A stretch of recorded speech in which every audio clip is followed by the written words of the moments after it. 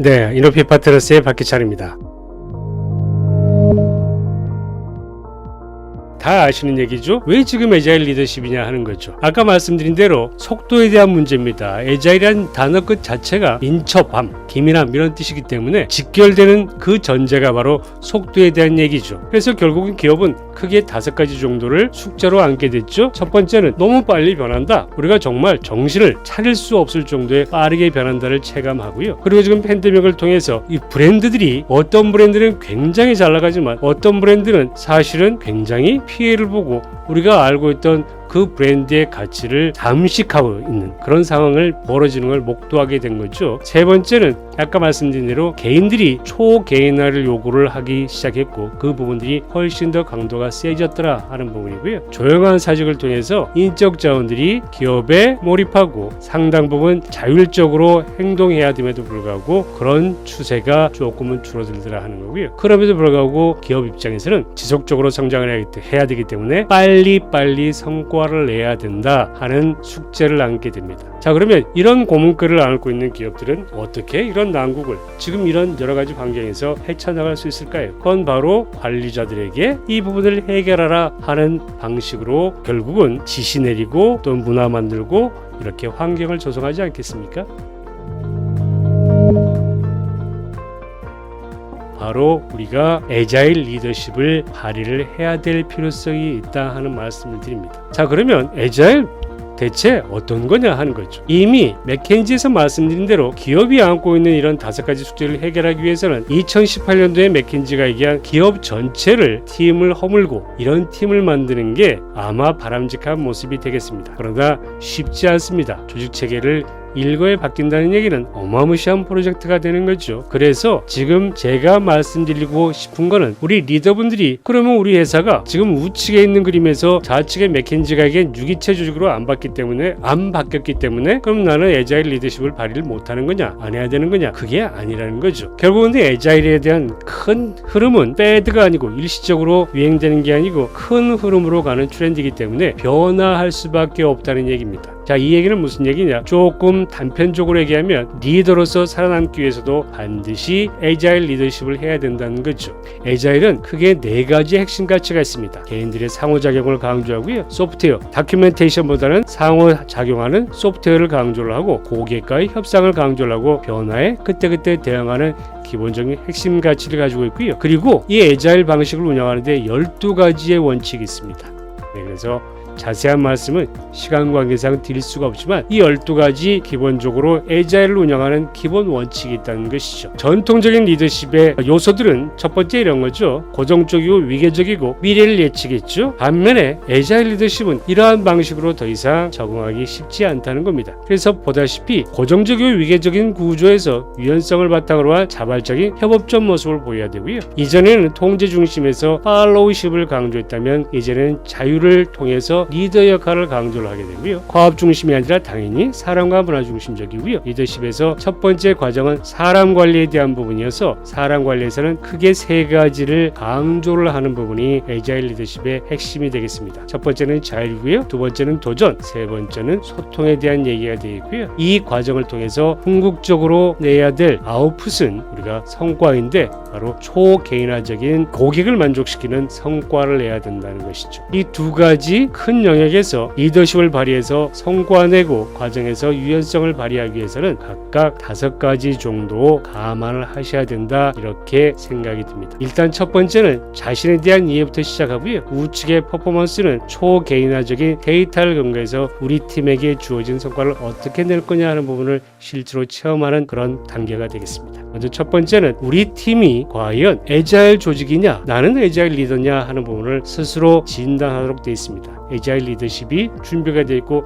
현실적으로 실행하고 있는지를 스스로 진단하는 부분이 처음 시발점이 되겠습니다. 두 번째는 환경을 어떻게 만들 거냐 하는 부분인데요. 그래서 그 부분을 짧게 보면 첫 번째는 팀원들이 어떤 역할을 해야 될 거냐 하는 부분인데요. 에자일의 팀원들의 역할은 이 역할에 플러스 우리 팀 전체가 에자일화 문화를 만들기 위해서 추가적인 어떤 역할을 해야 될 거냐 하는 부분이기 때문에 과업의 역할과 조금 다른 또 하나의 보조적인 또는 어쩌면 팀 전체의 문화를 만드는 역할이 되겠습니다. 두 번째, 규칙이 있죠. 아까는 역할이었고 이번에는 이렇게 우리 팀이 에자일 조직으로 정말 잘 돌아가게 잘 운영되게 만들려고 그러면 어떠한 그라운드 룰이 있어야 되는데 이 부분도 지금 보여드리는 이 장표는요 하나의 예시고 이 부분도 우리 팀원들과 함께 어떻게 만들 거냐 하는 부분인데 지금 이 강의의 전체적인 구성을 보시면 아시겠지만 각 단계별로 현재 일상으로 돌아가셔서 우리 팀원들과 어떻게 할 거냐 하는 방법론을 매 강의의 챕터마다 써놨습니다. 세 번째 딜로이트에서 에자일 조직을 만들기 위해서 강조하고 있는 것은 바로 관계인데요.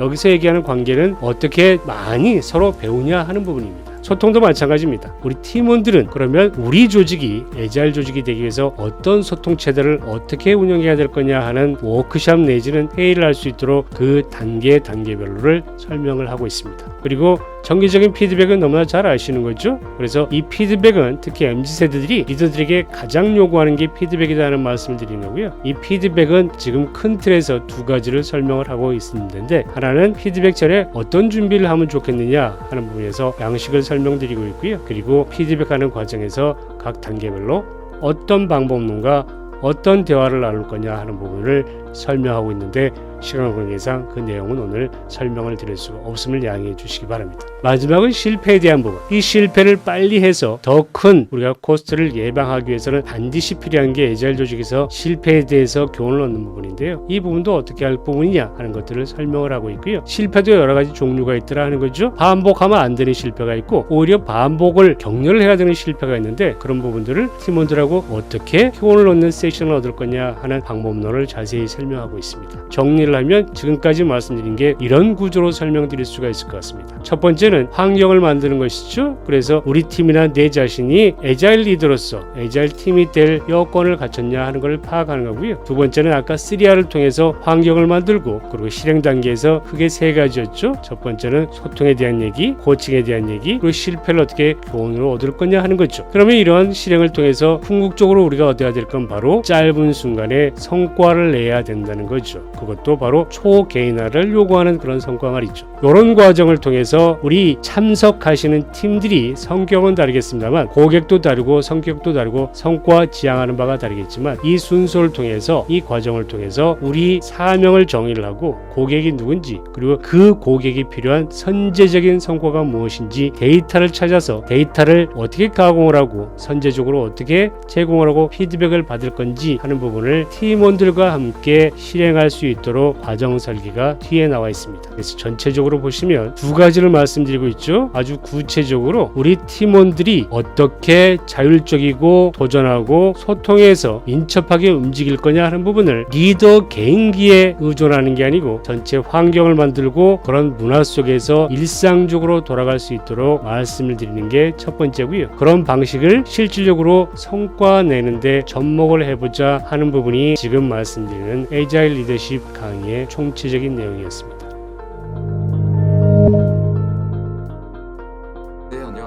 이노피 파트너스 박범규입니다. 박기찬 교수님의 에자일 리더십 강의에 이어서 이 자리 참석해주신 교육 담당자분들께 교육과정 설계하는 관점에서 본 프로그램을 소개해드리고자 합니다. 수많은 기업들이 디지털 전환을 시도하고 있고 악화되는 환경 속에서도 디지털 전환을 위한 투자를 강화하고 있습니다. 그런데 문제는 이 중 대다수가 디지털 전환에 실패하고 있다는 것입니다. 맥킨지의 조사에 따르면 약 70%의 기업이 디지털 전환에 실패하고 있습니다. 그리고 그들이 실패하는 가장 첫 번째 원인은 사람에 대한 이슈라고 합니다. 오른쪽 그림에서 보시는 바와 같이 디지털 전환은 리더의 이니셔티브가 매우 중요합니다. 혁신 이후의 기업의 모습에 대한 확신과 강한 드라이브를 가지고 리더 이하 전 직원들에게 변화를 이야기할 수 있어야 하기 때문인데요. 이런 배경으로 기획된 에자일 리더십 프로그램은 기존의 리더십과 다르게 디지털 전환, 혁신이라는 분명한 목적을 가지고 리더로서의 행동 방향성에 대한 고민을 해볼 수 있도록 설계되었습니다. 기존 조직에서 디지털 전환으로 혁신하는 조직으로 이행할 수 있게끔 두 조직의 차이점을 먼저 학습하고 그 방법론으로서 현장에서 에자일 리더십을 경험하도록 되겠습니다. 조직의 디지털 전환을 위한 에자일 리더십은 지금 보고 계신 그림들의 특성을 갖고 있습니다. 이런 역량들을 함양할 수 있도록 이노피 파트너스는 다음과 같은 커리큘럼을 제안합니다. 리더의 에자일 리더십뿐만 아니라 리더를 둘러싼 환경을 구축하고 조사하는 방법론, 리더가 자기 주변의 사람들에게 영향력을 행사하는 행동 원리 등을 다양한 관점에서 학습하실 수 있고요. 이후에는 본인의 리더십의 성공과 실패를 관리하며 종국적 성공에 이르게 하는 자기관리 방안까지 생각해 볼 수 있겠습니다. 또한 학습 내용의 실행을 위한 워크숍 세션도 진행이 가능합니다. 일례로 모 대기업의 계열사인 SI 업체에서는 리더분들끼리 모여서 자신이 처한 환경을 분석해보고 그 환경에 대한 에자일 이슈를 도출, 각 이슈에 대한 실행 전략을 수립하는 워크숍을 진행하기도 했습니다. 저희랑 미팅 등을 통해 도출된 니즈에 따라서 2시간에서 8시간까지 컨텐츠의 볼륨을 조절하는 것이 가능하고요. 장기간의 혁신 프로젝트 도입부에 특강 형태로 기획하는 것 또한 가능합니다. 이 부분은 교육을 계획하시는 담당자님을 도와 저희 이노피 파트너스의 컨설턴트들이 책임지도록 하겠습니다. 저희의 에자일 리더십 프로그램이 여러분 기업의 디지털 전환 혁신에 필연적인 동력이 될 것이라고 생각합니다. 감사합니다.